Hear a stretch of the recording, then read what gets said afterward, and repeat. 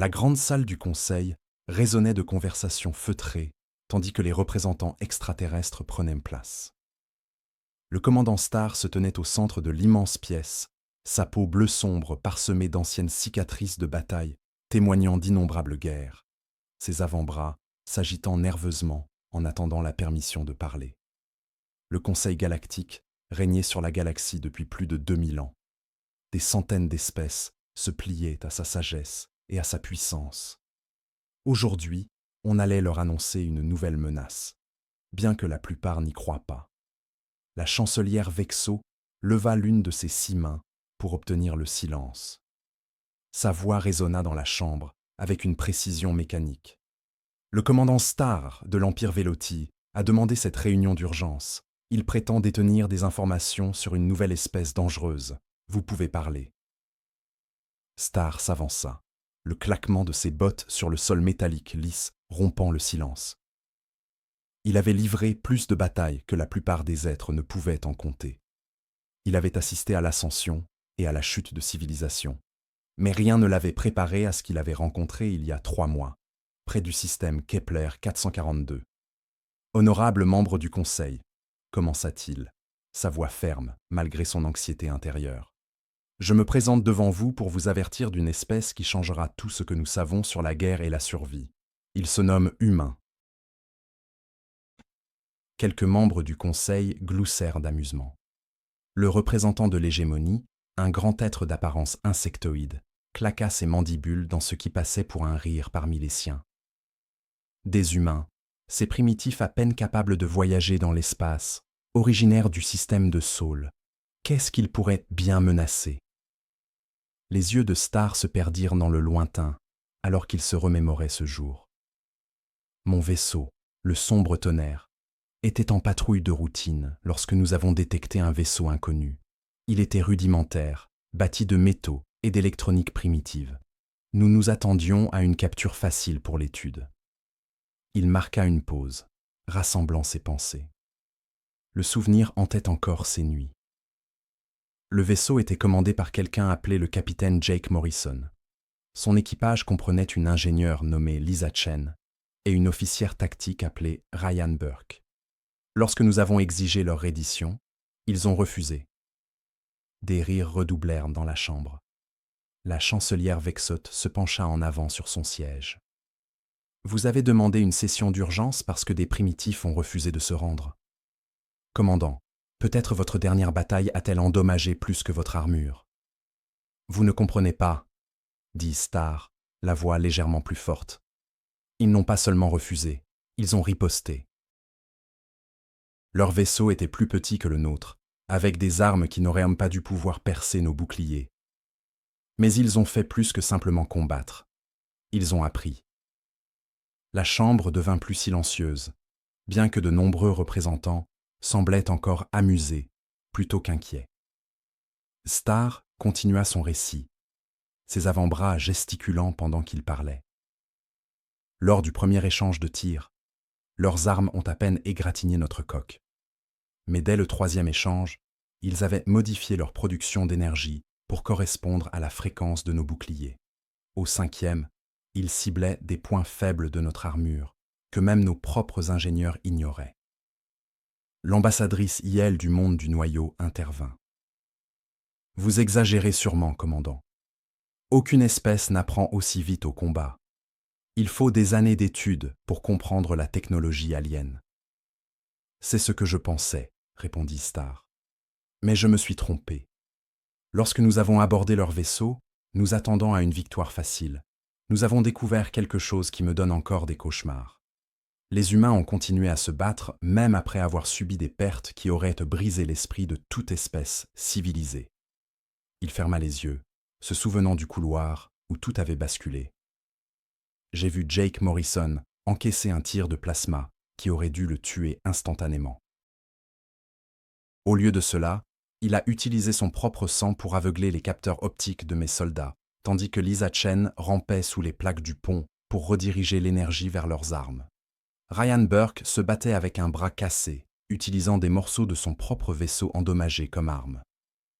La salle du conseil était devenue très silencieuse, Même les sceptiques écoutaient de plus attentivement. Mais le pire, continua Starr, étaient leurs yeux. J'ai regardé dans les yeux d'innombrables ennemis au fil des siècles. J'ai vu la peur, la colère, la haine, le désespoir. Dans les yeux humains, j'ai vu quelque chose de différent. Je les ai vus nous observer, étudier nos mouvements, notre façon de combattre, notre façon de mourir. Même en saignant, ils apprenaient. La chancelière Vexot s'agita inconfortablement sur son siège. Que s'est-il passé ensuite, commandant? Nous avons battu en retraite, dit Starr simplement. Mon vaisseau, doté d'une technologie supérieure et d'un équipage 3 fois plus nombreux, a reculé devant un vaisseau humain endommagé. Non pas parce qu'ils nous ont submergés, mais parce qu'ils s'adaptaient plus vite que nous ne pouvions réagir. En 6 heures de combat, ils sont passés de l'égratignure de notre coque à la neutralisation de nos moteurs principaux. Le représentant de l'hégémonie se leva, ses ailes d'insecte vibrant d'agitation. C'est ridicule. Une seule rencontre avec des primitifs chanceux ne constitue pas une menace galactique. Les humains n'ont pas de flotte, pas d'armes avancées, aucune compréhension de la politique galactique. C'est exactement ce qui les rend dangereux, dit Starr. Ils ne savent pas qu'ils sont censés être inférieurs. Ils ne savent pas qu'ils sont censés nous craindre. Ils savent seulement qu'ils ne se rendront pas et qu'ils continueront à apprendre jusqu'à la victoire. L'ambassadrice Yell agita un de ses tentacules d'un geste dédaigneux. « Commandant, votre dossier de service est impressionnant, mais cela ressemble à la fantaisie d'un être qui a vu trop de guerres. Les humains sont à peine capables d'atteindre régulièrement leur propre lune. Leur technologie a des siècles de retard sur la nôtre. » Leur technologie, oui, concéda Starr, mais leur esprit, leur refus d'accepter la défaite. Ces choses ne peuvent pas être mesurées selon nos normes. J'ai vu des espèces dotées d'une technologie avancée s'effondrer face à une réelle résistance.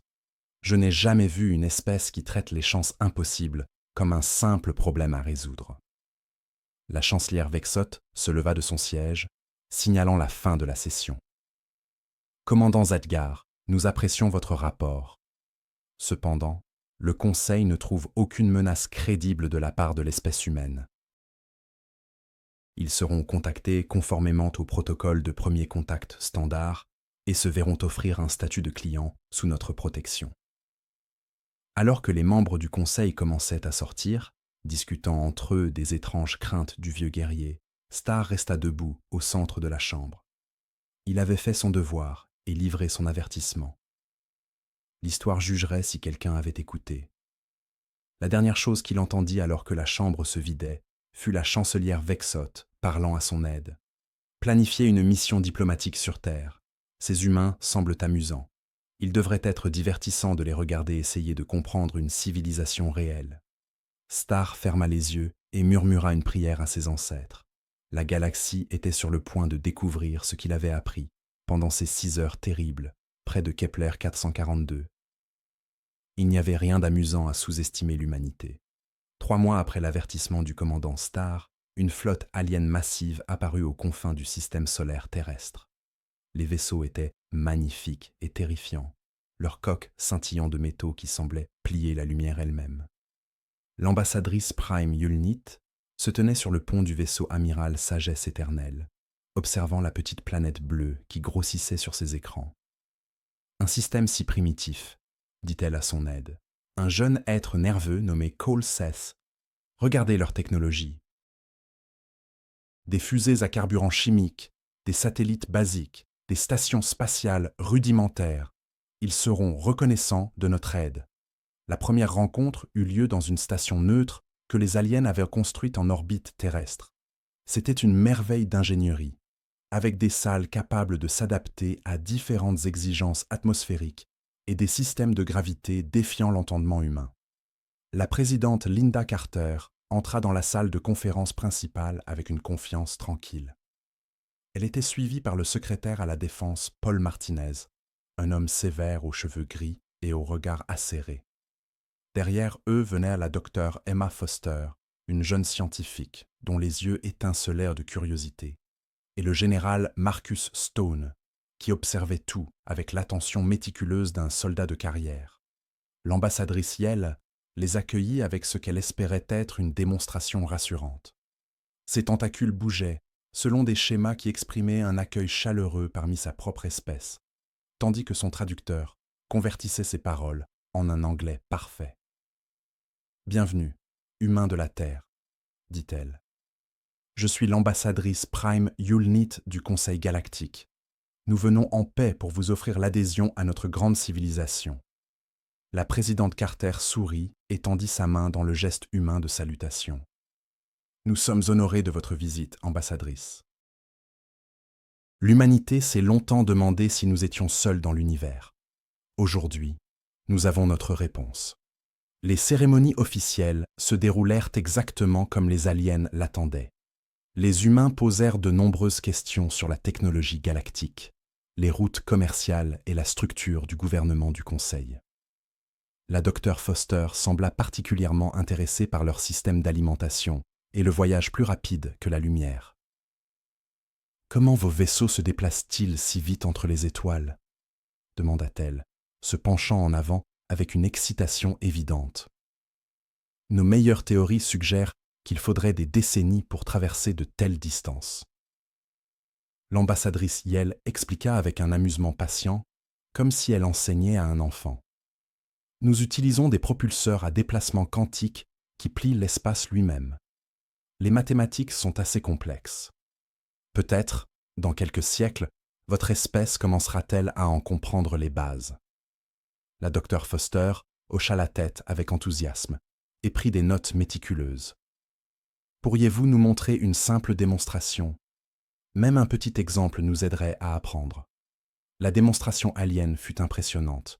Ils montrèrent comment leurs appareils personnels pouvaient manipuler la gravité, projeter des hologrammes solides et traduire instantanément les langues.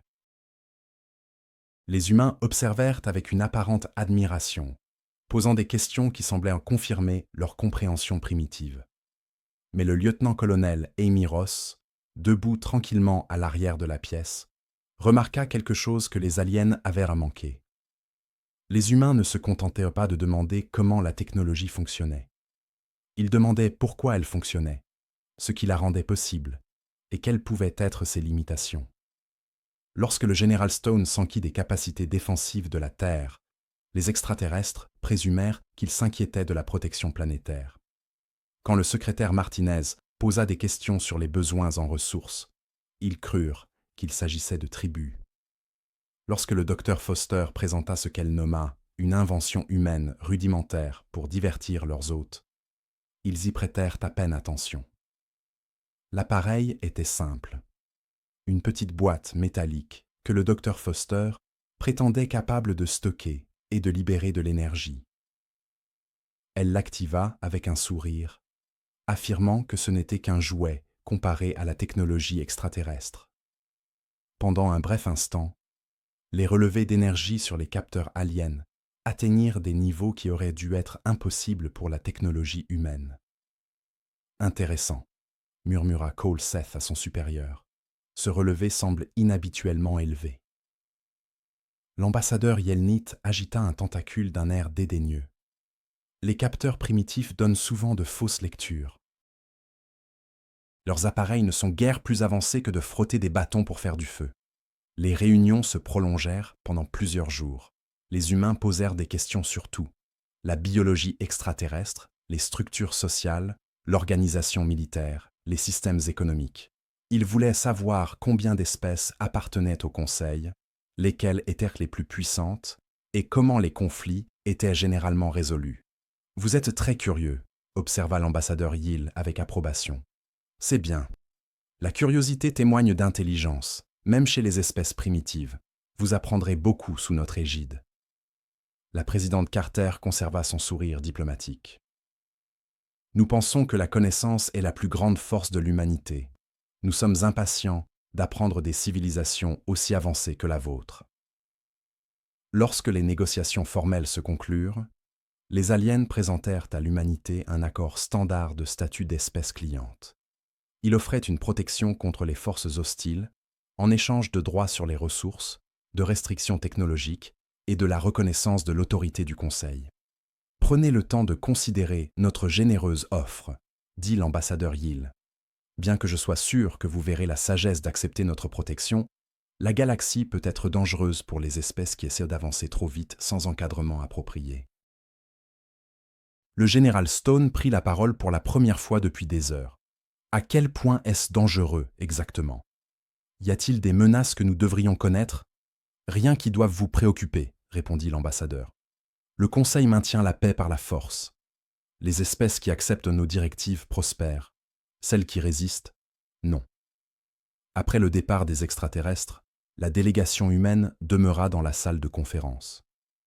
Les sourires amicaux s'estompèrent, remplacés par des expressions graves. « Eh bien ?» demanda la présidente Carter à voix basse.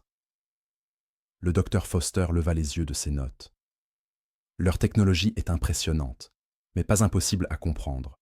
Les principes sont en fait plus simples qu'ils ne le pensent. Ils ont construit une complexité sur des fondations élégantes. Le secrétaire Martinez fronça les sourcils. L'accord est, en substance, un document de capitulation. Ils veulent le contrôle de nos ressources, de notre développement technologique et de nos décisions politiques. Le général Stone hocha la tête sombrement. Et si nous refusons, ils imposeront la conformité. C'est un racket de protection à l'échelle galactique. Le lieutenant-colonel Ross s'avança. Il y a autre chose. Ils nous observent déjà. J'ai détecté au moins 6 types différents d'appareils de surveillance pendant les réunions. Ils ne font pas qu'une offre. Ils recueillent des renseignements. La présidente Carter resta silencieuse un long moment, regardant les étoiles. Combien de temps avons-nous, compte tenu de leur attitude dédaigneuse? Le docteur Foster calcula rapidement. Ils nous considèrent comme des primitifs qui auront besoin de mois pour comprendre leur offre. Je dirais qu'ils nous donneront 6 mois avant de commencer à exercer des pressions. Alors, nous avons 6 mois pour nous préparer, dit la présidente. Emma, vous devez prioriser la compréhension de leur technologie. Marcus, commencez à élaborer des plans de défense. Paul, contactez discrètement nos alliés. Amy, continuez à suivre leur surveillance. Alors que la délégation humaine s'apprêtait à retourner sur Terre, aucun d'entre eux ne remarqua le petit appareil alien dissimulé dans le mur de la salle de conférence. Il enregistra toute leur conversation et la transmit à un vaisseau caché derrière la plus grande lune de Jupiter. Sur ce vaisseau, un jeune officier de renseignement nommé Vectar examina l'enregistrement avec une confusion grandissante. Les humains avaient semblé si primitifs durant les réunions formelles. Mais cette conversation suggérait quelque chose de très différent. Il commença à rapporter ses découvertes à son supérieur, puis s'arrêta. Les enregistrements devaient être erronés. Les humains étaient à peine capables de voyager dans l'espace. Ils ne pouvaient absolument pas comprendre une technologie avancée ou planifier une résistance militaire. Vectar supprima l'enregistrement et rédigea un rapport standard, confirmant que les humains étaient appropriément sidérés par la civilisation extraterrestre supérieure. Après tout, qui croirait que des primitifs pourraient poser une réelle menace à l'ordre galactique? Loin en dessous, à la surface de la Terre, le docteur Emma Foster travaillait déjà toute la nuit, son esprit bouillonnant de possibilités, alors qu'elle commençait à percer les secrets de la technologie extraterrestre. 6 mois s'étaient écoulés depuis la première visite du Conseil galactique sur Terre. L'ambassadeur Yelnet était assise dans son luxueux bureau à bord de la station du Conseil, révisant les protocoles d'intégration qu'elle avait préparés pour l'humanité. La paperasse était routinière, droit d'extraction des ressources, restrictions de transfert technologique et accords de supervision militaire. Elle s'attendait à ce que les humains signent sans grande résistance. Un doux tintement annonça un message entrant. Son assistant, Kolul Seth, apparut sur l'écran de communication, nerveux. « Ambassadeur, nous avons une situation, » dit-il. « Un vaisseau humain vient d'arriver à la station. Il demande des réunions diplomatiques immédiates. » Les tentacules de Yelnet se recroquevillèrent de surprise. Impossible. Ils n'ont pas la technologie pour un voyage aussi rapide. Nos calculs montraient qu'il leur faudrait au moins 8 mois pour nous atteindre avec leur système de propulsion primitif. Puis le vaisseau se présente comme le navire diplomatique humain, Independence. Il semble attendre l'autorisation d'accoster. Yelnet se dirigea vers sa fenêtre d'observation et regarda le vaisseau humain. Il était plus grand que les vaisseaux qu'ils avaient vus lors du premier contact, avec des lignes élégantes, suggérant une ingénierie plus avancée, mais c'était clairement de la technologie humaine. Elle pouvait distinguer les marques de soudure grossière et le plaquage de coque basique caractéristique d'une construction primitive. « Très bien, dit-elle. Accordez-leur la permission d'accoster. Peut-être ont-ils poussé leur moteur au-delà des limites sécuritaires dans leur empressement à accepter notre offre. » 1 heure plus tard, la capitaine Helen Parker entra dans la chambre diplomatique principale du Conseil. C'était une femme grande, aux cheveux bruns courts et à l'assurance affirmée. Derrière elle venait le chef de la sécurité, Tony Walsh, un homme aux larges épaules, qui semblait cataloguer chaque sortie et menace potentielle dans la pièce. Le docteur Kevin Brooks suivait, portant une mallette qui fredonnait d'équipements électroniques. « Bon retour à notre station », dit l'ambassadeur Yelnit avec ce qu'elle espérait être une autorité gracieuse. « J'espère que votre voyage n'a pas été trop difficile. Vous êtes arrivé bien plus tôt que prévu. » La capitaine Parker sourit poliment. « Nous avons apporté quelques améliorations à nos systèmes de propulsion. » Les ingénieurs humains sont très ingénieux lorsqu'ils sont correctement motivés. « En effet, » répondit l'ambassadeur, sans vraiment prêter attention. « Je suppose que vous êtes ici pour formaliser votre acceptation de notre accord de protection. Les termes sont assez généreux pour une espèce en développement. » Le docteur Brooks s'avança et ouvrit sa mallette, révélant une élégante tablette de données qui semblait étonnamment avancée.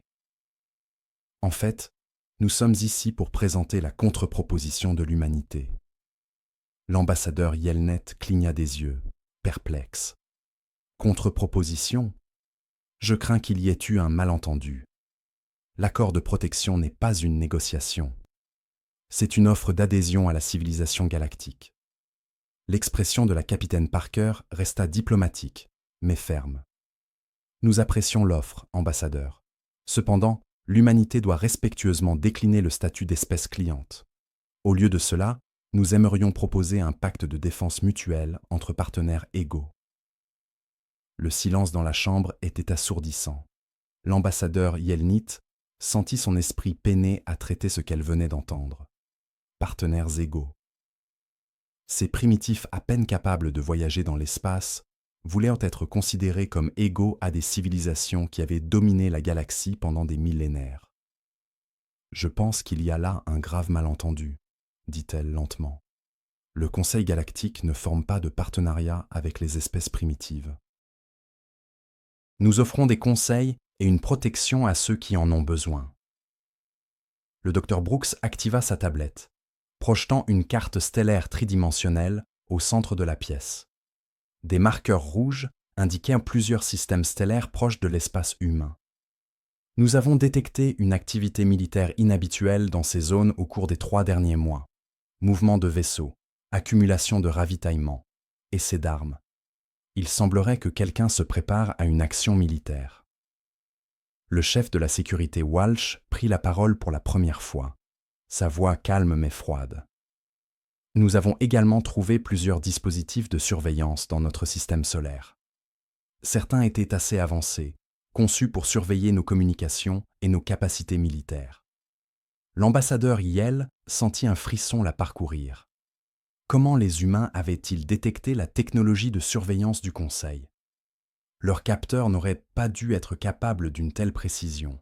« Je vous assure que toute surveillance était purement pour votre propre protection, » dit-elle, sa voix devenant moins diplomatique. La galaxie recèle de nombreuses menaces que les espèces primitives ne peuvent comprendre. La capitaine Parker hocha pensivement la tête. « Nous comprenons que la galaxie peut être dangereuse. C'est pourquoi nous proposons une coopération mutuelle plutôt qu'une dépendance unilatérale. L'humanité possède certaines capacités uniques qui pourraient bénéficier à nos alliés potentiels. » Capacité unique ? L'ambassadeur Yelnit ne put cacher son amusement. Que pouvait bien offrir l'humanité aux civilisations avancées? Le docteur Brooks toucha de nouveau sa tablette. L'affichage holographique changea pour montrer des diagrammes techniques détaillés. Nous avons fait des découvertes intéressantes en étudiant les échantillons de technologie que vous avez partagés avec nous. Vos systèmes de déplacement quantique sont en effet élégants. Cependant, ils présentent des lacunes que nous pensons pouvoir optimiser. L'ambassadrice, choquée, fixait les diagrammes. Les détails techniques étaient d'une précision moléculaire. Plus que cela, ils révélaient des améliorations que ses propres ingénieurs n'avaient jamais envisagées. Comment avez-vous? Où avez-vous déniché ces spécifications? Exigea-t-elle. Nous les avons rétro-ingénierisées à partir des données que vous nous avez fournies lors de nos premières rencontres, répondit nonchalamment le docteur Brooks. Il a fallu environ 2 semaines à nos scientifiques pour en appréhender les principes fondamentaux. Les perfectionnements ont requis 1 mois supplémentaire. L'ambassadrice IL sentit le monde vaciller autour d'elle. 2 semaines. Son espèce avait mis des siècles à développer la technologie de propulsion par déplacement, en s'appuyant sur les travaux de dizaines d'autres civilisations. Aucune espèce primitive ne pouvait maîtriser une telle complexité en si peu de temps. Le chef de la sécurité, Walsh, sembla remarquer son désarroi. « Y a-t-il un problème, ambassadrice? Vous semblez souffrir. »« C'est irréalisable, » murmura-t-elle. « Aucune espèce n'apprend si vite. Les maths seuls prendraient des décennies à maîtriser. » Le sourire diplomatique du capitaine Parker s'estompa légèrement. « Ambassadrice, je crois qu'il est temps d'être franc. L'humanité sait que vous préparez une action militaire contre nous. Nous sommes au courant des renforcements de flotte, de la surveillance, des protocoles de maintien de l'ordre. Nous vous offrons une dernière chance de coopération pacifique. »« Vous ne savez rien, » rétorqua l'ambassadrice Yolt, sa contenance finissant par céder. « Vous n'êtes que des primitifs jouant avec des forces qui vous dépassent. Le Conseil a maintenu l'ordre galactique pendant 2000 ans. Nous ne nous laisserons pas menacer par de simples singes à peine évolués. » Les humains échangèrent des regards. Le docteur Brooks referma silencieusement sa mallette, tandis que la main du chef de la sécurité, Walsh, se rapprochait de quelque chose à sa ceinture. Le capitaine Parker se leva lentement. « Je regrette que vous ressentiez cela, ambassadrice. L'humanité avait espéré une amitié, mais nous comprenons que ce n'est pas possible. Veuillez transmettre nos regrets au Conseil. » Alors que la délégation humaine s'apprêtait à partir, l'ambassadrice Yel fut saisie d'un moment de panique. « Attendez, vous ne pouvez pas simplement rejeter notre protection. La galaxie ne fonctionne pas ainsi. Il y a des procédures, des protocoles. »« Merci pour votre temps, » dit poliment le capitaine Parker. « Nous nous souviendrons de votre hospitalité lorsque nous nous défendrons contre vos mesures de maintien de l'ordre. » Après leur départ, l'ambassadrice Yilnith demeura seule dans la salle diplomatique, fixant l'emplacement où les diagrammes holographiques avaient été affichés. Tout ce qu'elle pensait savoir de l'humanité venait d'être pulvérisé. Pendant ce temps, dans une station de surveillance sécurisée, au cœur du complexe du Conseil, le commandant Starr examinait l'enregistrement de la rencontre diplomatique. Il avait sollicité un accès à toutes les informations relatives aux humains suite à son avertissement au Conseil, 6 mois auparavant. En observant l'expression choquée de l'ambassadrice Yilnith et les diagrammes techniques avancés présentés par les humains, il ressentit la même angoisse glaciale que lors de sa rencontre près de Kepler 442. Il envoya aussitôt un message prioritaire au commandement militaire du Conseil. Demande d'audience immédiate. L'évaluation de la menace humaine requiert une révision urgente. Ils ne sont pas ce que nous croyons. La réponse arriva en quelques minutes. Requête refusée. L'amiral Sexavan est déjà parti avec la flotte de conformité. Le problème humain sera résolu dans la semaine. Starr ferma les yeux et adressa une nouvelle prière à ses ancêtres. La galaxie était sur le point de découvrir ce qu'il avait tenté de leur dire. L'humanité ignorait qu'elle était censée perdre. L'amiral Sexavan se tenait sur la passerelle de son vaisseau amiral, le Souveraine Autorité, observant la perle bleue de la Terre grossir sur ses écrans. Derrière lui s'étendait une flotte de 37 navires de guerre, chacun capable d'anéantir des villes entières d'une seule volée. Ce serait l'action de conformité la plus aisée de sa longue carrière militaire. Rapport de situation, ordonna-t-il, ses multiples yeux scrutant les affichages tactiques. Tous les vaisseaux sont prêts au combat, amiral, répondit son officier tactique. L'analyse montre une activité spatiale humaine minimale, quelques satellites primitifs et des plateformes de défense basiques autour de leur lune, rien qui puisse menacer une seule de nos frégates. L'amiral Seksavan s'accorda un instant de satisfaction. Les humains avaient refusé l'offre de protection généreuse du Conseil, et maintenant, ils allaient apprendre le prix de l'insoumission à l'ordre galactique. Une démonstration de force rapide, quelques frappes chirurgicales sur des cibles militaires, et la Terre capitulerait en quelques heures. Début de l'approche finale. Signalez à tous les vaisseaux de se préparer. Une alarme stridente déchira soudain la passerelle. L'affichage tactique s'illumina de nouveaux contacts apparaissant dans tout le système solaire. Des navires émergèrent de derrière des astéroïdes, des planètes, et de ce qui semblait être l'espace vide lui-même. « Amiral !» s'écria son opérateur de capteur, paniqué. « Contacts multiples, 40, 60, plus de 100 vaisseaux humains apparaissant sur tous les vecteurs. » L'amiral Seksavan fixait l'écran, incrédule. Les humains étaient censés ne posséder qu'une douzaine de vaisseaux spatiaux au total, la plupart à peine capables d'atteindre leur propre lune. « D'où vient cette flotte ? Classification des vaisseaux ennemis ? Demanda-t-il. « Conception inconnue, monsieur. Il semble être... Attendez, monsieur. Certaines de ces lectures n'ont pas de sens. Je détecte des signatures énergétiques qui ne devraient pas être possibles avec la technologie humaine. » Sur le vaisseau humain de tête, le Défiance, le capitaine Nick Collins étudiait son propre affichage tactique avec une satisfaction austère. 6 mois de préparation avaient mené à ce moment.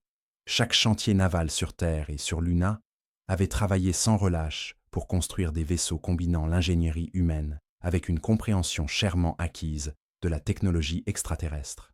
« À tous les vaisseaux, ici Collins », il diffusa sur le canal de la flotte. « Exécutez le plan Alpha. Rappelez-vous, ils nous croient primitifs. Montrons-leur ce que l'ingéniosité humaine peut accomplir. » L'amiral Grace Taylor, commandant depuis la station de défense lunaire 1, observait la flotte extraterrestre entamer son attaque. Ces plateformes de défense étaient dissimulées dans ce qui paraissait être des équipements miniers et des structures civiles. Les aliens ne les verraient pas venir avant qu'il ne soit trop tard. « Amiral Taylor, à toutes les stations », transmit-elle. « Attendez mon signal. Laissez-les s'approcher suffisamment pour goûter à la victoire avant que nous ne leur révélions la vérité. » Le premier échange de tirs sembla confirmer les prévisions de l'amiral Seksavan. Les armes humaines égratignaient à peine la peinture de l'armure sophistiquée de son vaisseau. Leurs tactiques étaient rudimentaires, leur formation désordonnée. Ce serait vite terminé. « Tous les vaisseaux, avancés et engagés », ordonna-t-il. « Ciblez d'abord leurs plus grands vaisseaux. Une fois leur capacité militaire brisée, ils se rendront. » Mais quelque chose n'allait pas. Les vaisseaux humains qui auraient dû être anéantis par la première salve continuèrent de se battre. Plus encore, leurs tirs devenaient de plus en plus précis à chaque minute. « Monsieur », déclara son officier tactique avec une alarme grandissante, « l'ennemi modifie sa fréquence d'armes en temps réel. Ils s'adaptent à nos boucliers plus rapidement que nos ordinateurs ne peuvent compenser. » Le capitaine Collins esquissa un sourire sombre, observant son officier des systèmes d'armes, la commandante Beth Rogers, accomplir ses prouesses. Elle avait entamé la bataille en utilisant des canons à plasma humain standard, mais chaque tir embarquait des capteurs qui analysèrent les harmoniques des boucliers extraterrestres et la composition de leur blindage. « Analyse de fréquence complétée », rapporta-t-elle, téléchargeant les données de ciblage optimisées vers la flotte. En quelques minutes, les armes humaines, jusque-là inefficaces, transperçaient les boucliers extraterrestres comme du papier.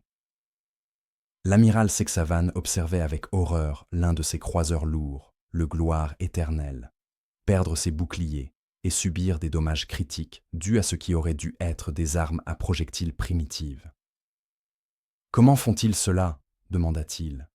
« Aucune espèce ne s'adapte aussi rapidement au combat. » La réponse provint d'une source inattendue. Le cargo humain, Nouvel Horizon, qui semblait fuir la bataille, changea soudain de cap et accéléra directement vers son vaisseau amiral. L'amiral Sexavan réalisa, avec une horreur croissante, que le vaisseau n'essayait pas de s'échapper. Il attaquait.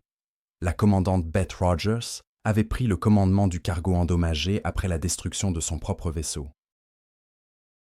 Avec ses moteurs défaillants et ses armes hors ligne, elle prit une décision qui allait devenir légendaire dans l'histoire militaire humaine.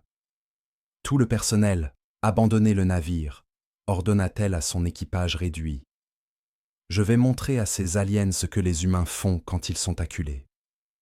Elle redirigea toute l'énergie vers les moteurs et lança son vaisseau directement sur le vaisseau amiral Alien. Mais ce n'était pas une simple attaque kamikaze. Utilisant des techniques apprises en étudiant la technologie alien, elle surchargea le réacteur du vaisseau dans une cascade soigneusement contrôlée qui transformerait son vaisseau en une arme à énergie cinétique.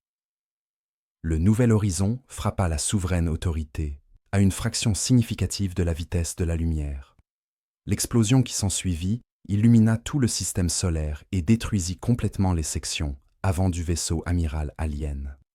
L'amiral Sexavan se retrouva sur une passerelle remplie de fumée et d'équipements étincelants. La moitié de son équipe de commandement était morte ou blessée et son puissant navire de guerre s'effondrait autour de lui. « Amiral » haleta son officier de communication. « Nous recevons une transmission des humains. » Sur l'écran principal apparut le visage d'un colonel humain nommé Jack Harrison. Derrière lui, l'amiral Sexavan pouvait voir ce qui ressemblait à l'intérieur de l'un de ses propres navires. « Salutations, amiral » dit poliment le colonel Harrison. « Je voulais vous informer que nous avons capturé 3 de vos vaisseaux, y compris le sister ship de votre vaisseau amiral, la Justice Divine. Nous avons également fait prisonnier environ 200 de vos membres d'équipage qui sont traités selon les normes humaines pour les prisonniers de guerre. » L'amiral Sexavan lutta pour parler malgré son choc et sa douleur. « Impossible. Votre espèce comprend à peine le voyage spatial. Comment avez-vous pu… » L'expression du colonel Harrison demeura professionnellement neutre. « Amiral, je crois qu'il y a eu un malentendu fondamental concernant les capacités humaines. Rachel Kim, pourriez-vous expliquer à notre invité ce que nous avons fait ces 6 derniers mois ?»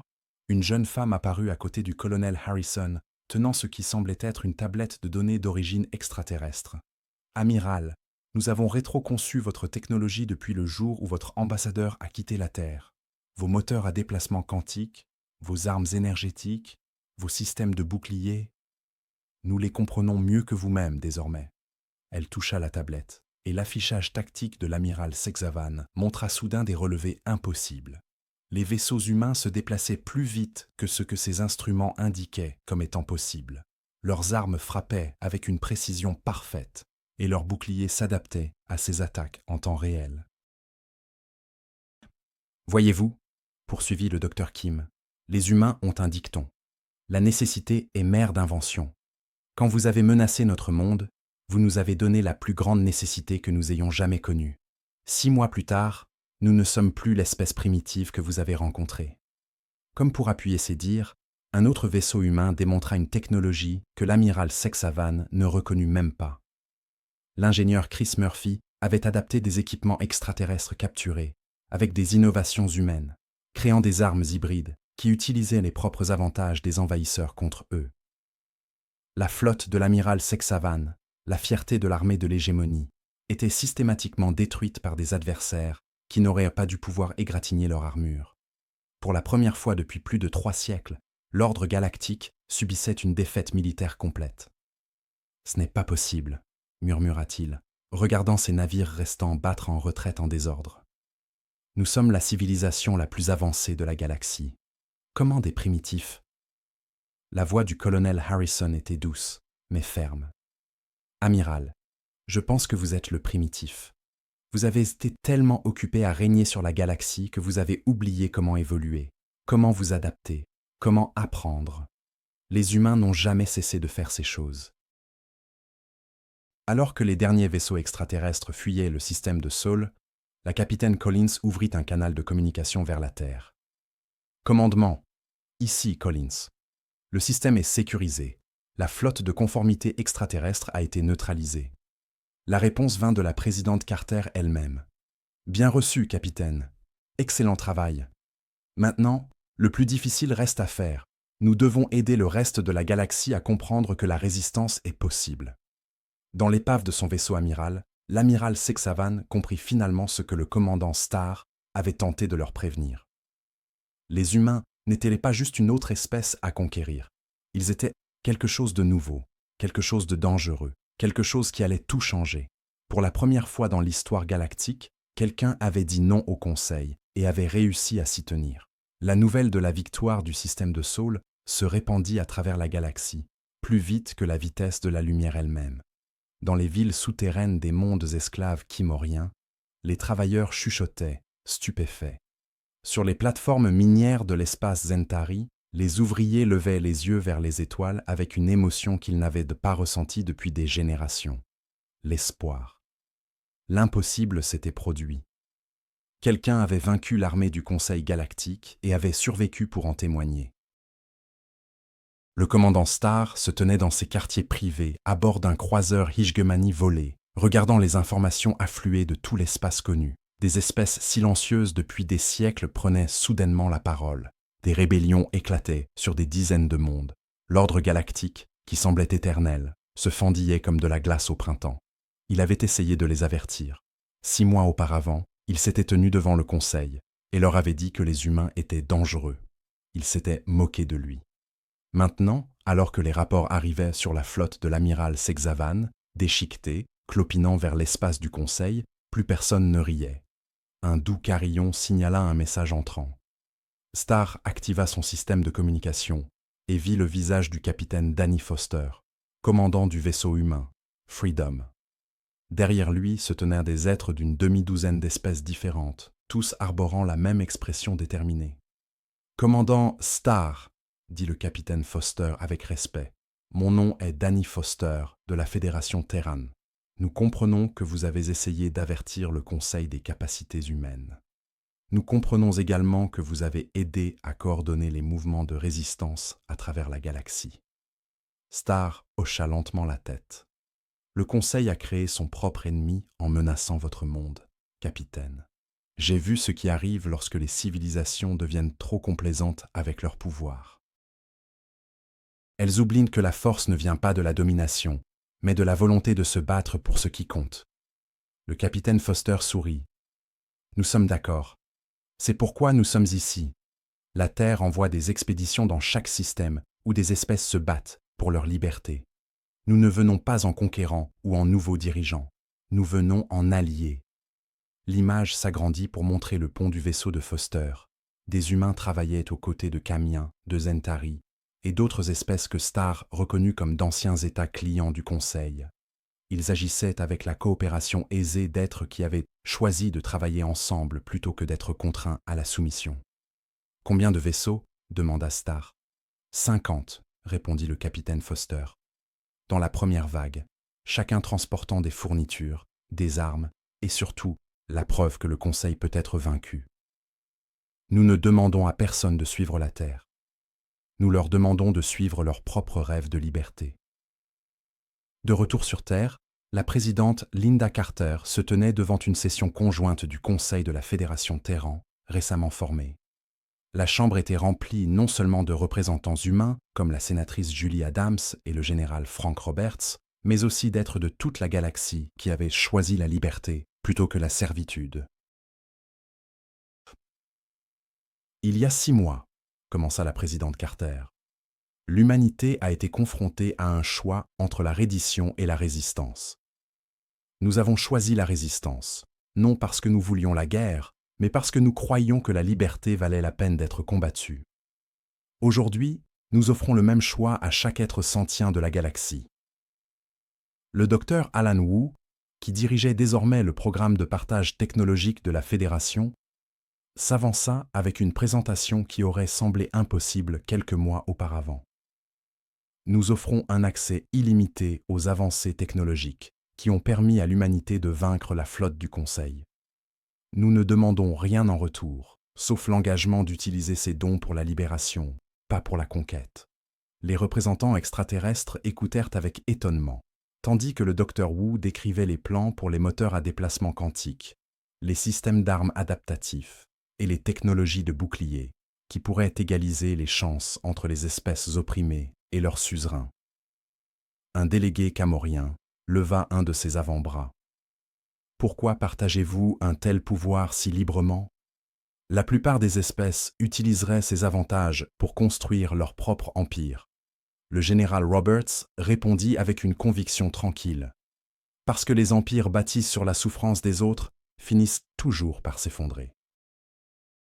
Nous préférons construire quelque chose qui dure, une galaxie où chaque espèce a le droit de choisir son propre chemin. » La session fut interrompue par une communication urgente de l'amiral Stephen Clark, commandant du réseau de surveillance de l'espace lointain de la Fédération. Son visage apparut sur l'écran principal, grave, mais sans alarme. « Madame la Présidente, » rapporta l'amiral Clark, « nous avons un visiteur demandant l'asile. Le commandant Zadagar de l'Ancien Empire approche de la Terre à bord d'un vaisseau du Conseil capturé. Il demande la permission de faire défection. » La présidente Carter réfléchit un instant. « Le commandant Starr est celui qui a essayé de nous avertir du Conseil. Ramenez-le à la maison, amiral. Je crois qu'il est temps que nous rencontrions l'être qui nous a mieux compris que nous-mêmes. » 3 jours plus tard, le commandant Starr se tenait dans la même salle où le Conseil de la Fédération s'était réuni. Il paraissait plus âgé que son âge, sa peau bleu foncé, marquée par d'innombrables batailles et le poids d'avoir vu des civilisations surgir et disparaître. La directrice Casey Mitchell des renseignements de la Fédération avait passé des heures à le débriefing, apprenant les capacités militaires du Conseil, les structures politiques et les emplacements des espèces qui luttaient encore pour leur liberté. « Commandant, » dit la présidente Carter en l'accueillant personnellement, « nous vous devons une dette que nous ne pourrons jamais rembourser.